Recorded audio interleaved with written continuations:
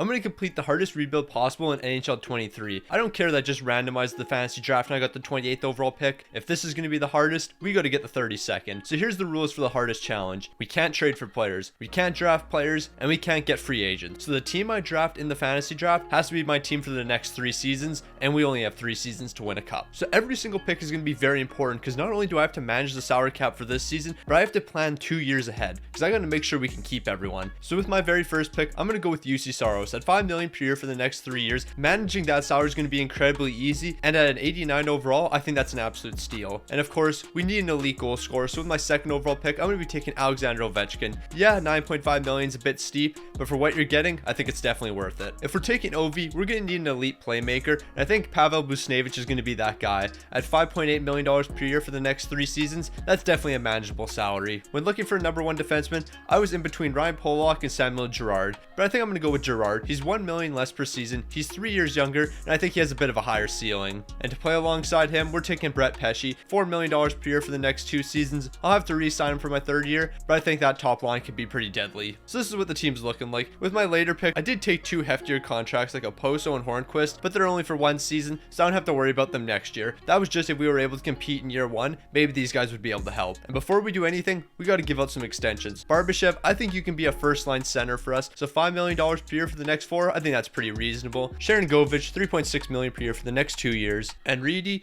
2 years at $1.5 million. Next season, I think he'll be cracking the roster as the 3rd or 4th liner, so I think this will be a decent salary for us. So here's what the lineups look like heading into year 1. First line's looking absolutely elite. We got a +5 overall boost. We're not getting boosted on any other line, but I'm not too concerned about that. I think the boys will be able to gel well together. Taking a look at the defense, Girard and Pesce, they're going to be manning that first defensive line, and I think they'll be able to carry the way. And in net, of course, we got UC Saros, Charlie Lindgren backing him up. I think we'll be able to do some damage. And before we get into this first season, I have a quick announcement, guys. I've started a new channel called Puck Drop. What I'm going to be doing on this YouTube channel is similar to what X doing on his channel, where if I see anything interesting that's going on in the NHL, I'm going to do a little quick commentary over it and then upload to YouTube for you guys to enjoy. So if you're interested in anything that has to do with the NHL, definitely go check out that channel. Videos will be coming in the next few days. And we better be able to do some damage, because if not, we can't make any improvements. This is our team for the next 3 years. That's why I picked some young guys. Hopefully they improve a bit, but a guy like Mark Giordano at $800K for the next 2 years, I don't care how old he is. That's a good deal for us. Through the first 10 games, the Blues are looking great with a 7-1-2 record. Too bad the team couldn't look like that in real life. Over the next 15 though, the team was looking average, going 8-6-1. At the 50 game mark, the boys are rolling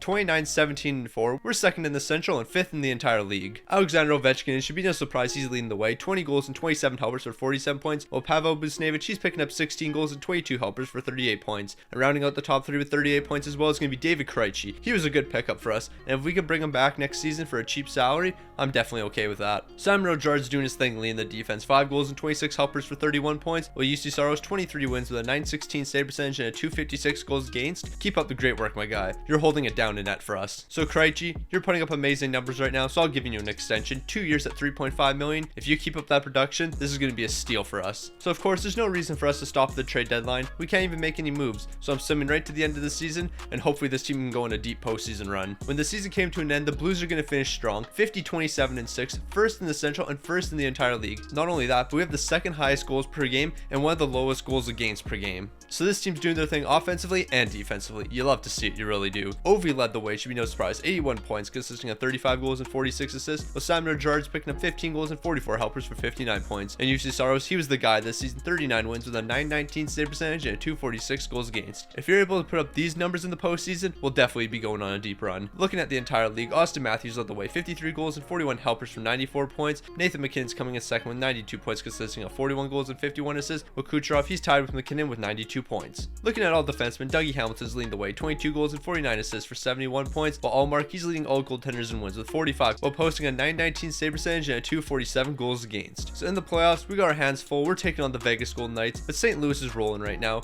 We're 8-2 in our last 10 games. We got 50 wins. Vegas only has 41. Honestly, I'm not too concerned with these boys. I already know we're going to get past them, and then we'll have a tougher matchup in the 2nd round. But first, if you haven't already, make sure you subscribe. I'm trying to pass the Philadelphia Flyers in subscribers on YouTube, so if you haven't already, make sure you subscribe and turn notifications on so you can be notified of when I upload. Yeah.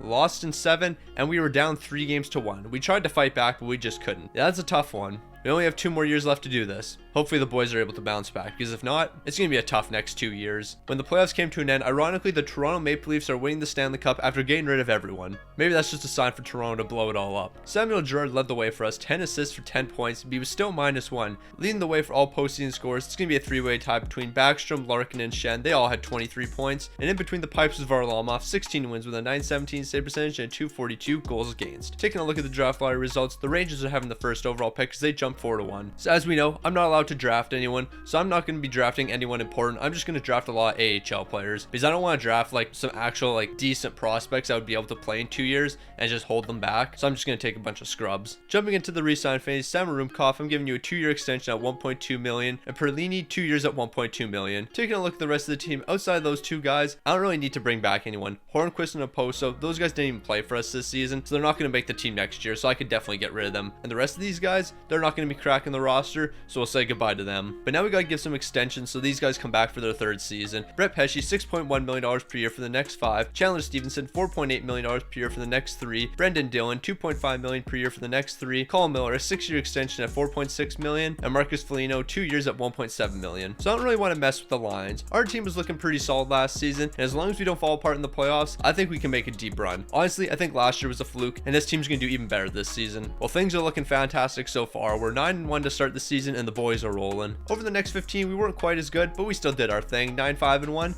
I think this team has something special going on here. When we reach the 50 game mark, the St. Louis Blues are the best in the league, 34-13-3, first in the Central, of course, first in the entire league, and we have one of the best goals per game and the lowest goals against per game, so no one can compete with this team right now. Pavel Buchnevich, he's doing his thing, leading the way, 51 points consisting of 12 goals and 39 assists, while Ovi, he's picking up 26 goals and 20 assists for 46 points, and tied with 46 points, that's going to be Chandler Stevenson. Samuel Girard, of course, is leading the defense, 5 goals and 25 helpers for 30 points, and UC Saros, you're absolutely dominating, 29 wins, a .924 save percentage, and 234 goals against. If you keep this up, my guy, we're hoisting a cup at the end of the season. Before we get to the end of the season, there's a few more extensions. Barbanov, 2 years at 3.6 million, Hayden Fleury, 3 years at 1.6 million, and Mark Giordano, 1 year at 4 million. So with those extensions signed, we'll simulate to the end of the season and see how this team finishes. When the season came to an end, the Blues stumbled a bit, finishing 2nd in the Central with a 49-26-7 record, but we're still finishing top 3 in the league, so I'm not too concerned. Buchnevich led the way with 22 goals and 52 assists for 74 points, while Samuel Girard led the defense, 7 goals and 49 assists for 56 points. Keep doing your thing, my guy. And UC Saros, 41 wins, a .922 save percentage, and 239 goals against. I'm not going to complain about that. Taking a look at the entire league, Pass is leading the way with 49 goals and 47 assists for 96 points, while Kane's picking up 48 goals and 47 assists for 95 points, and Matty Barzal, he's going to round the top 3 with 94 points. Cale Makar is leading the defense, 12 goals and 60 assists for 72 points, while Sorokin, 44 wins with a .917 save percentage and 249 goals against to lead all goaltenders in wins. So I think this is our year to win it. Some of our players are going to decline a bit next season just based off them getting old. I mean, Mark Giordano is going to be like 41 next season, so I can't expect him to be carrying the way. But I am a bit concerned because over our last 10 games, we went 3-7, while Colorado was rolling 8-1-1. Hopefully the cold streak we're on and the hot streak they're on isn't going to let us down. Yeah, I can't even express how disappointed I am in this team.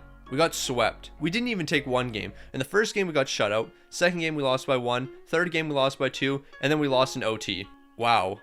All right, Florida wins the cup, beating the Avs. Nice. Love to see that one. Barbashev, 3 points. Bro, I don't care. You were -5. Patrick Laine, JT Miller, and Evgeny Malkin, they're all tied with 23 points to lead in the postseason, while Kakinen, 16 wins, a .913 save percentage, at 275 goals against. I'm disappointed. Montreal, you're getting the first overall pick, but I don't care.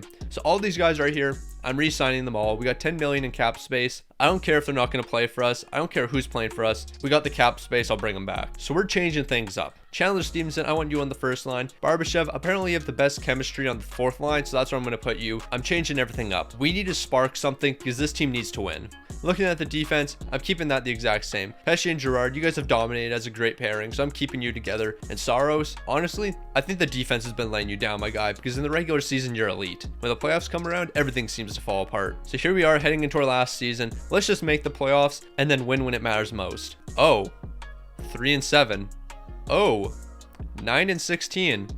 So here we are, 7th in the Central, 19-29-2, and we're second last in the entire league. What happened?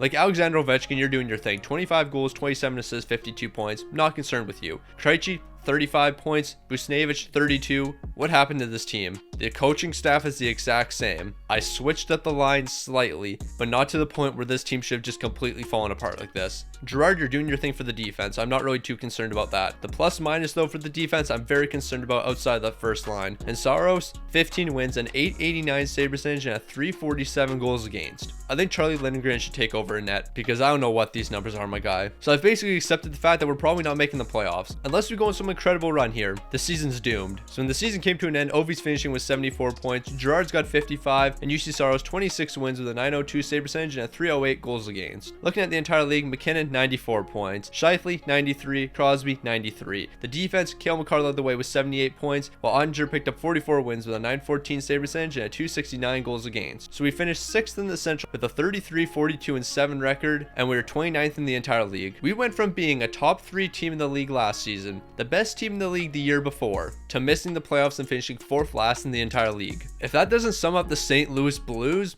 I don't know what does. So we might have failed the hardest challenge possible in this video, but that doesn't mean I'm always going to fail it. I'm going to run it back sometime. I'm not sure when, but eventually I'm going to run it back.